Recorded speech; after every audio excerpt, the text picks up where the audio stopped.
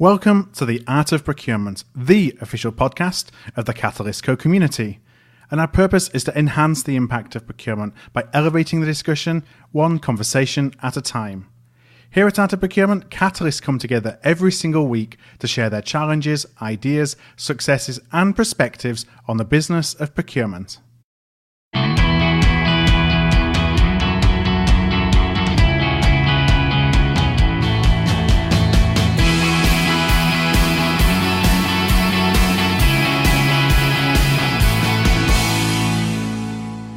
Hi there and welcome to this week's podcast. I'm Philip Eidson and I want to thank you so much for listening in this week.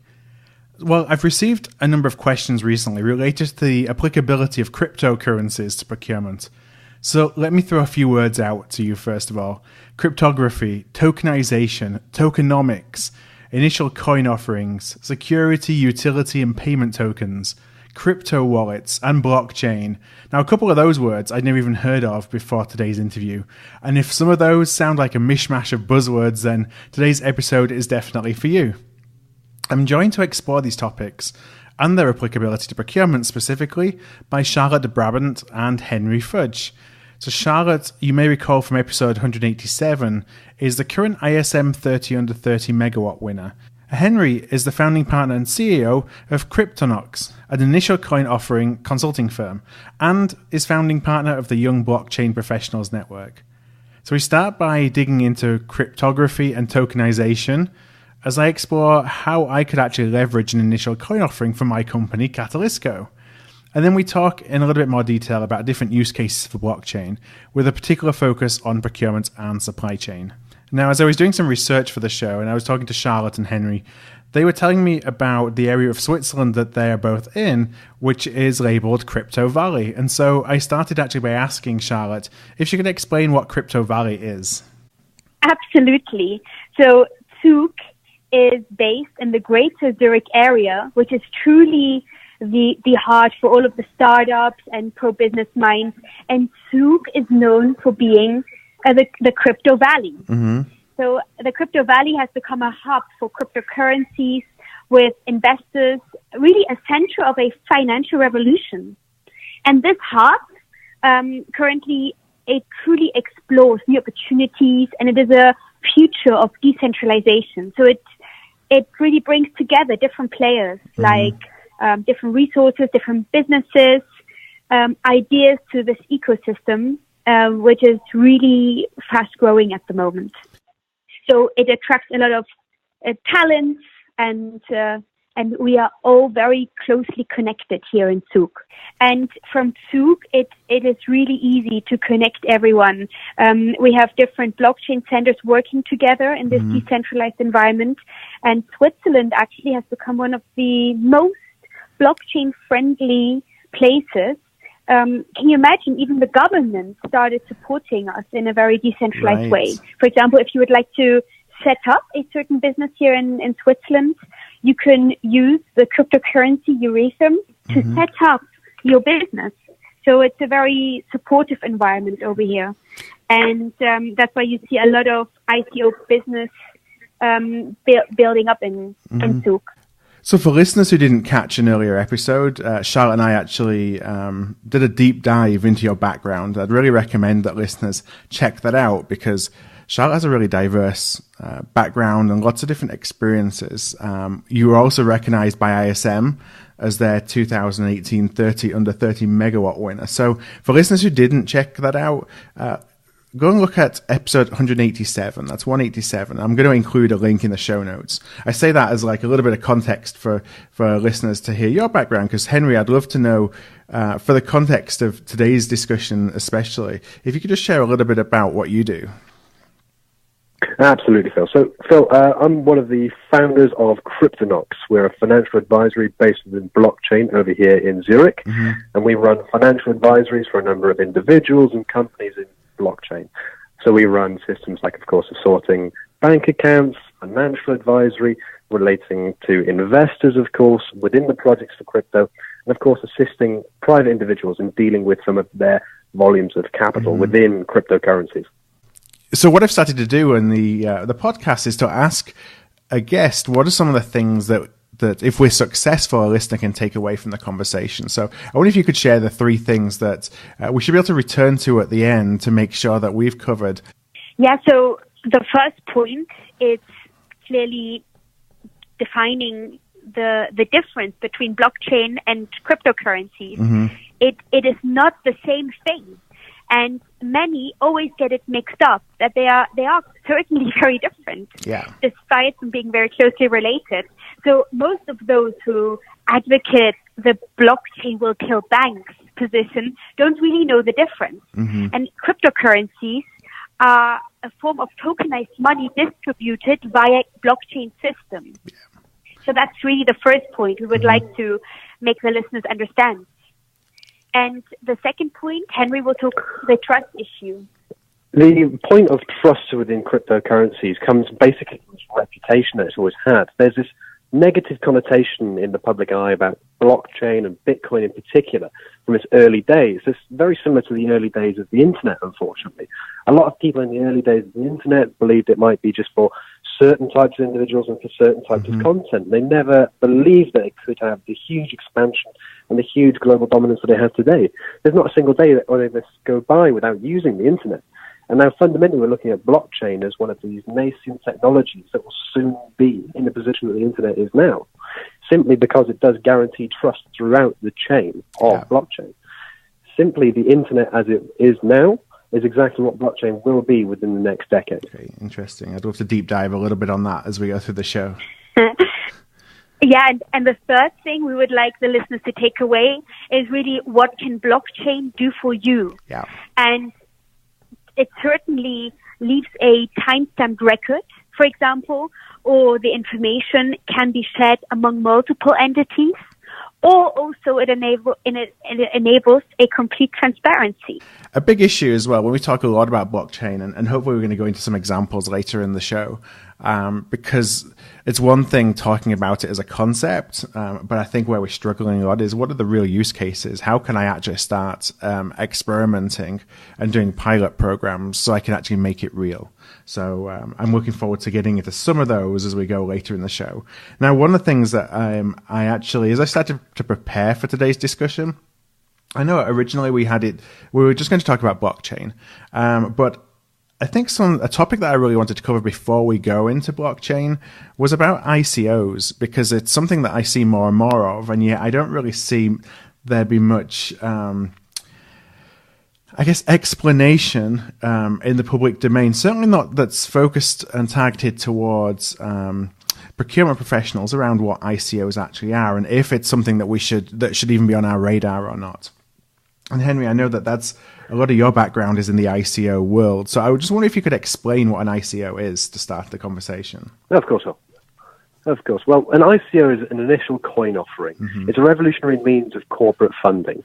Instead of, say, some of these avenues where suddenly you have to bring in JP Morgan, you have to run through an IPO, you have to approach venture capital or debt investors or anything along these lines, which takes months and months, approaching accredited investors. Now you can approach straight to your core market, straight to your core audience in a retail manner to investors straight away. And it gives you a distinct advantage over IPOs. Not only do you avoid some of these significant costs of listing, the bureaucratic issues, the legal issues faced there, but now you can head straight to your core audience and literally it proves essentially that there could be a market for your services immediately, prepaid through ICOs before you even initiate business. It's not only a means by financing your project, but it also proves the concept of the market that is there for your project potentially also. So is buying a coin or a token the equivalent of buying a share, or can a company pre-sell services in a way? So, for example, a token has a certain value that can be exchanged, for service X or service Y, and those services are actually priced in the value of your token versus priced in a typical currency. Of course. Well, this is the beauty of the Swiss market anyway. This is why we quite like the regulatory environment within FINMA anyway, because they break down cryptocurrencies and blockchain tech within 3 distinct avenues. And that comes down to security tokens, utility tokens, and payment tokens. Okay. So security token, in all sense and manners, is essentially just like a stock or a share. Yeah. Absolutely identical, simply distributed in a digitized version. It has all the same responsibilities and entitlements of a share. You still have voting rights there also. And if anything, it's just a more efficient means. It's still a claim on the capital and the value of the company, but simply now in the case that you are a small company running an IPO, instead of having to spend a huge amount of money trying to approach any of your shareholders, trying to keep a centralized ledger of these investors, and having to, say, run a shareholders meeting or having a large funding event like that and try and organize it, now through a simple system, you can approach all of them through the token holding system that you have a record of in a decentralized manner. You can approach them all, and they can have a clear and more democratic system of voting within the company also. But on top of this, aside from the share element, a lot of what we see going out of Switzerland is utility tokens. Now, this is simply just a prepayment for a service. Yeah. These tokens are used within their own distinct platforms. They are a prepayment for a service, say, in the case of the retail investments that you have, they can be for simply prepayment of, well, any service that you'd like, essentially, that you can put on the blockchain. It can be even for grooming a dog, even. You can have a token that would be a prepayment of the service. And the payment tokens, now we're looking more at the systems of, say, Bitcoin and Ethereum, the original intended purposes of these tokens anyway, which is for the simple payment of services through a trusted manner, digitized, of course. So a payment token would be, it's more that you're investing in a currency. You're investing in a part of a currency which hopefully increases in value over time, whereas the other two are more specific to an organization. Was that fair to say, or am I oversimplifying things? It depends, really, because when you're looking at the security tokens and utility tokens, usually, of course, they are dependent on a certain value element. So you're looking at, say, security token related to a company, or a security token related to a fund, any kind of UCIT or collective investment scheme. Those can be covered by security tokens. When you're looking for utility tokens, they usually relate to a prepaid service, which again is related to a particular company. But a payment token fundamentally is just simply another version of a currency. Yeah. Say it's like a digital dollar, but without the peg to any kind of centralized bank. Yeah. Suddenly we've broken away from this reliance on central banks and these institutions that fundamentally have, over the last decade, had a huge expansion in the monetary value and a huge collapse in the value of some of these currencies, and some of the belief in some of these currencies anyway. Yeah. We're now working on a system where value itself can be stored and transferred like any other means of data and trusted as it is relied upon by everyone within the network. Yeah, and so that's essentially where you start hearing about Bitcoin and Ethereum and all the other things that make the headlines. That's really only one part of cryptocurrency, and that's the payment token version, if you will, of crypto. Absolutely. Payment is one small element of a huge potential market for cryptocurrency and blockchain tech. Blockchain tech fundamentally is for the efficient and trusted storage and transfer of data between parties connected into the network. So any means by which you rely on a third party or a second party with data to be transferred via the internet, in any of those cases where it is relied upon, you can always implement a blockchain within it to assist or guarantee the trust within that network. And so for a company like mine, you know, we basically provide products and services to help procurement professionals invest in the development of their teams and their careers. Could somebody like us launch an ICO that's a security token or a utility token, or is it really not meant for companies like mine? So if I take that, absolutely. I mean, we could even tokenize this podcast if we would like. In the case that we're looking to tokenize any of these elements, or any company or any value chain, you can not only tokenize companies or entities, but you can also tokenize elements within it. You can have value associated to certain investment projects. Say in the case that we're sat in the lovely building of Zug, of course. We can then have an investment in a wing of part of the building, and we can have the value of the tokens associated even with that section under the company. So before you invest in an ICO, you should consider, I believe, 3 different elements. So firstly, look at the developers of an ICO. Who are these developers? How are they made out of? What have they developed in the past? And maybe even look at their LinkedIn profiles. or secondly, look at the white paper from the company, what they've published, because each company need to produce a white paper before they go out with an ICO. And thirdly, analyze which token currency they're using. The tokenomics there are very strong. So from being in an economic background myself, tokenomics is now an entirely new field, of course, within economics, which is starting to blossom recently.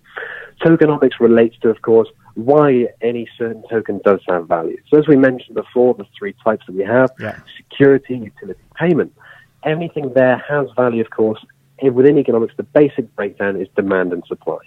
So if we look at any of these tokens, if we look for a security token, that value is derived from the fact that it's related to an entity that does have value within a system.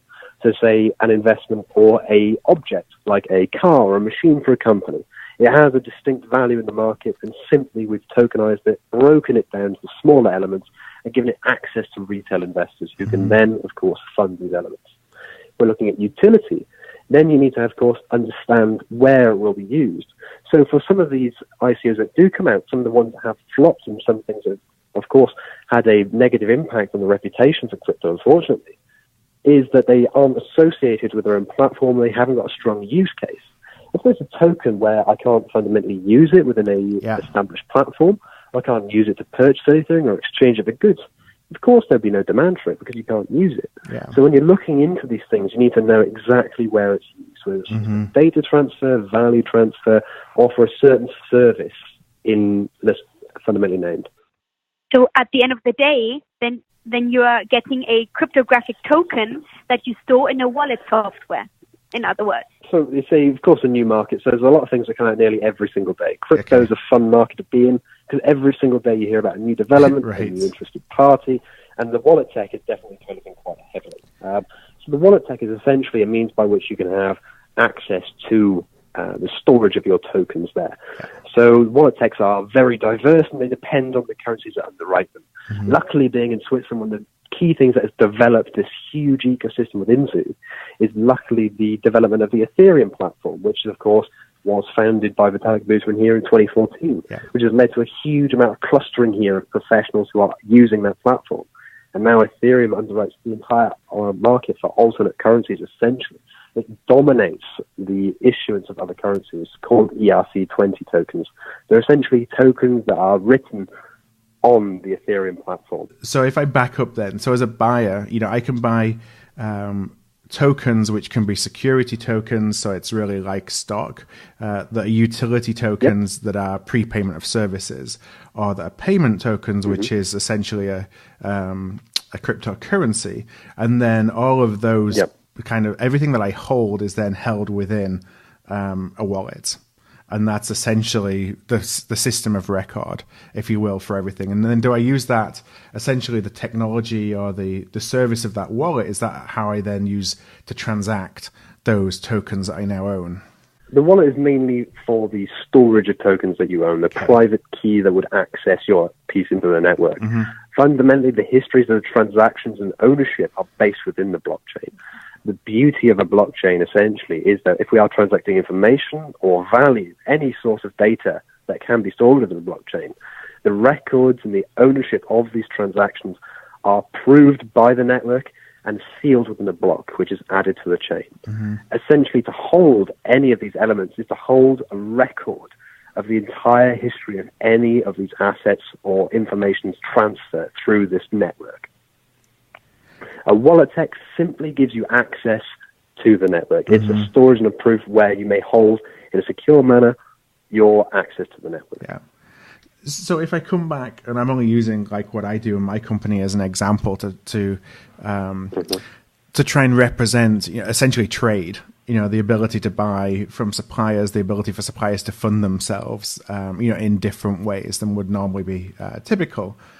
So if I have created a particular product within my company and issued utility tokens, perhaps as a way of funding the development of that product.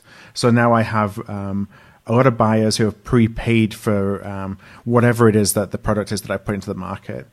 What's their expectation in terms of being able to then spend that token? Is it within a certain time period? are these valid for infinity? I'm interested in the mind of a buyer in who would actually be buying a utility token for a service that I don't yet have, but that I'm putting into the market.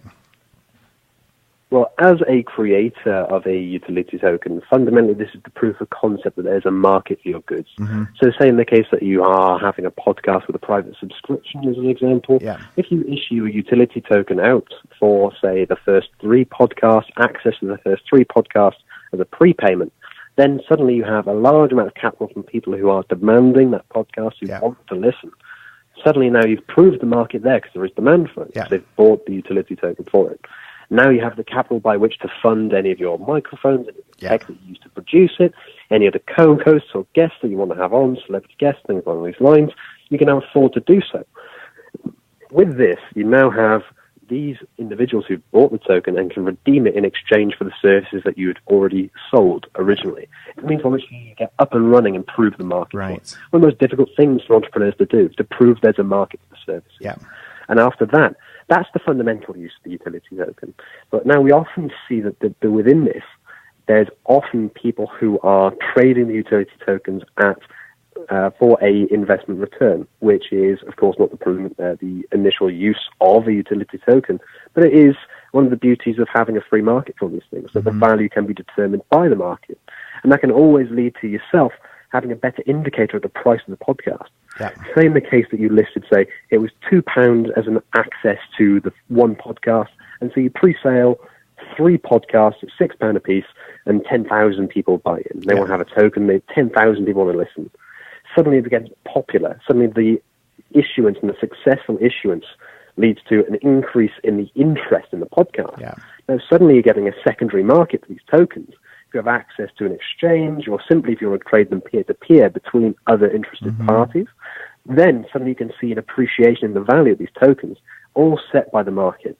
So now not only have you proved and funded a market for your services, you've also now determined a fair market price before you've even started for what your service could potentially be. It's fascinating. So it feels so... It's really interesting, like, having this discussion, because when I set out 20 minutes ago in ICO, I kind of understood what it was, but not necessarily the potential, and how it's not just the domain of a tech firm or a company who is trying to bring a new currency into the world. There's some real time practical uses, and it kind of has my mind thinking about how I could apply that to my business. Absolutely. Well, the funny thing is, Phil, is if you're looking at, say, where blockchain is today, if we look at the S-curve of how we're actually going to implement some of these technologies, how it's suddenly going to pick up, think about the early 90s. We're looking at the very dawn of the internet. Now, imagine, can you think back to the days of the connotations of the thoughts people had about the internet? Fundamentally, we're looking at an age where people are simply on weird forums commenting about technology or simply sci-fi shows. You never could have expected the huge implementation and the absolute upheaval of markets has occurred under the development of the internet. We are right now just at the very start of the S-curve for cryptocurrencies. We're at the start of the part where we are going to revolutionize and finally have the implementation that the internet should have had for access and digitalizing any of the assets that we can see in this world. Suddenly we can move away from paper insurance contracts, paper stock certificates, and simply going from meetings to meetings, writing these things in hand, getting approved and stamped by actuaries, things along these lines. We can finally go from this element, this slow element, and we can finally embrace what the internet revolution should have been. When you're looking at a technology like blockchain, of course, an incredibly complicated thing to try and program or understand with a deep knowledge. But fundamentally, look at the way that we interact with the internet today. As an idea, felt like, of course, not every single person who accesses the internet is a developer, can write Java or can understand these things. The ultimate adoption of blockchain will happen when it is simply a back-end solution. It's simply going to be integrated, and you won't even know that you're using a blockchain solution. You'll just be a beneficiary of the trust that it provides. So when we're looking at the adoption, we don't need people to be technological innovators. We don't need people to be educated heavily into how to run or operate a blockchain. It won't be bootstrapping via GitHub anymore. It will simply be that you'll use it and not even know it's happening. It's like using the internet now. Not many people know how to program. Right. That's simply it. But with the market for ICOs, what we saw originally was this revolutionary, almost a financial Jacobin movement of people trying to throw off the shackles of central banks or large investment houses.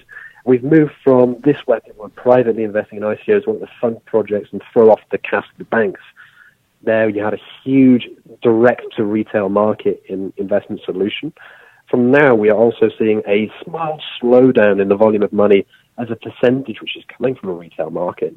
We're looking at a number of large institutions like, say, BlackRock as a particular investor that is now seeking options through blockchain and crypto for investment. We're now looking at a number of private sales where now realize the old institutional investors are now realizing the opportunity that this presents. So we're looking now at the start of the uptick of the S-curve, because now we can see the value generation, we can see the investments coming in. Now, that's interesting, because then it goes from, as I think about my own personal example, you know, the audience or potential audience of people to sell a token to moves from people who know me and know what I do and are interested in procurement and believe in the value that we're trying to bring and are also interested in cryptocurrency, which is a very, very small number of people, to essentially investors who are looking at it as an ROI decision. Absolutely. So let's go into, because I could probably ask a bunch more questions on crypto itself, but I want to talk a little bit about blockchain as well. You know, as we've had all the conversations around cryptocurrency, I know we said this at the beginning, but I just want to kind of level set because it's easy to get a little bit off track in terms of the understanding of how all this fits together. So where does blockchain then fit in the world of cryptocurrency that we've just talked about? Well, the blockchain technology continues to be one of the most exciting emerging technologies in the world today. And in fact, blockchain is an underlying enabling technology. So Bitcoin and the other digital cryptocurrencies are one of the first effective applications of that technology in theory. Yeah. So a blockchain is literally a chain of blocks or a list of records noted and secured by cryptography. And each block of these chains really contain a set of similar transactions or pieces of information. And so the blockchain is essentially the platform on which everything else that we've talked about so far today is built. Yeah, and it allows a network to manage information in a distributed form without the risk or loss of alteration. The fun thing is with the value that we look at on a blockchain, fundamentally, value is simply another data point that can simply be managed better through a blockchain tech. So when we look at crypto is simply an application of blockchain technology for the distribution and trust of value as an information point. Yeah. The blockchain can apply itself to any system by which you have a third or second party and you trust them in information. Yeah. That can be identity, that can be healthcare data, that can be insurances, nearly any system where there's information being exchanged between parties and a reliance or trust on that data. It can all be better managed through a blockchain or DLT tech.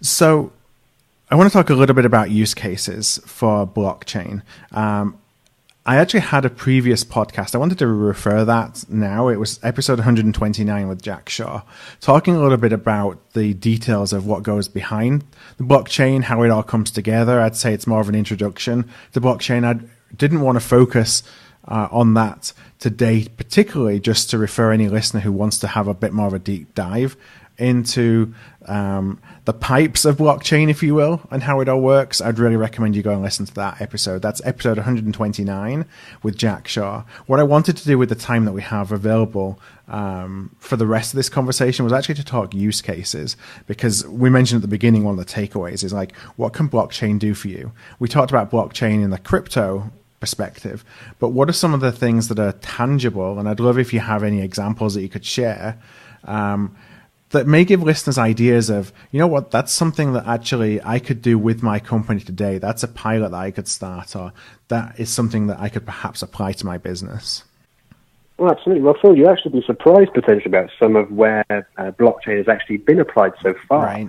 So if you're looking, say, at the FMCG industry anyway, if you're looking at food in particular under that, within food supply, when you're looking at, say, organic certification or free-range certification, there's an estimate that between $10 and $15 billion of fraud occurs every year simply in the mislabeling of organic or free-range foods when they're simply not. Or say in the case that they contain allergens, also often mislabeled, which leads to, of course, lawsuits then involved. Yeah. With a blockchain tech, you can finally have a trusted system by which you can verify on the blockchain that is immutable by any of these parties that any of these elements might be true. In the case of supply chain for fashion industry as well, say in the case where you'd like to say that it was ethically sourced from a local manufacturer within Italy, finally you can have a blockchain system for the recording of the data and the origins of these products. So finally, we can be guaranteed about the certification of products as good for the environment or good for the local community or as a positive influence. Because no one, of course, who's looking to purchase at a bit of a premium some of the goods that might be handmade in Italy wants to find out that they might be produced in some of the worst conditions in the world in factories in, say, Vietnam, Myanmar, or any of these third world countries that have significant usage of child labor also. Yeah. It's something that we can finally guarantee that reputation. And if I may also add, just blockchain specifically in procurement and supply chain, there is definitely tremendous value of blockchain for procurement professionals, looking at smart contracts, also supply chain finance, or also an increased supply chain visibility and traceability. For example, taking smart contracts. Smart contracts, they create the potential to eliminate the transactional responsibilities of accountants and accounts payable and also the whole invoice management. This would allow companies or also suppliers and other relevant parties to access the very latest information about the contracts and the transactions at any point. It saves time, it saves costs, and also the whole effort, really, of doing the whole due diligence. So blockchain could enhance the security of corporate contracts in that sense. But secondly, looking at supply chain finance, blockchain may make it possible for suppliers to better leverage supply chain finance programs by helping banks, for example, to confirm whether a payment should be released or not. And thirdly, the major factor is the traceability. In the case for supply chain finance, there's recently been a very large development, of course, by R3 Capital, an innovator using the Corda blockchain system. There is a DLT system for registering of trade finance and letters of credit. So for international trade, of course, this is something that will facilitate international trade. Generally, we're looking at letters of credit that will clear in paper, very old world, handwritten signatures transferred between banks, holding and releasing of funds. It's a very long and outdated system. Now, if we're looking at the way that R3 Capital has been working with HSBC and ING, they were working with Cargill out of Geneva for a shipment of soybeans between, I believe it was Argentina and the US, if I recall. This usual letter of credit that they had between the two banks to finance between Cargill for this transfer would usually settle between 5 and 10 days. Now we're looking at a trade time that took only 24 hours. And that's at the higher end. That was with a lot more legal processes that are, of course, so to verify that the system is working. This can be cut down to a factor that can be around the ballpark of 10 minutes. Even less than that, potentially.